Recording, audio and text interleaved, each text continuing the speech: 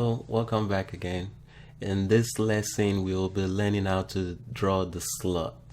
So to start, let's pick a plane, and for this one, let's pick the right plane, and we'll select sketch. And now let's go under the slot. Now we have the first one, which is a straight slot. We click on it, we'll pick a point, drag it out, pick another point, and drag it up. And that's how you draw your first slot. Click, drag, click, and pull it up and click your third point.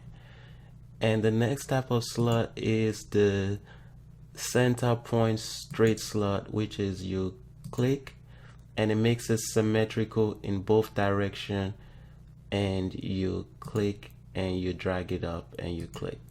So it's kind of like the mid line we drew when we were drawing the line. You click and drag it up, and that's the second one. And the third kind is a 3-point arc slot, which means you pick your first arc point, you pick your second arc point, you pick your third arc point, then you now drag it out to make your slot. So you are making the center of the slot first, picking the first point, picking the second point, picking the third point, and dragging it out to make your slot. And the third kind is the fourth kind is a center point arc slot, which is, let me just zoom out over here.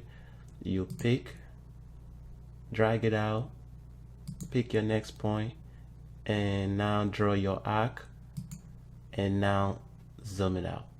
Drag it out. So you pick your point, pick the edge of that point, and now draw your arc, pick the third point, and now drag it out.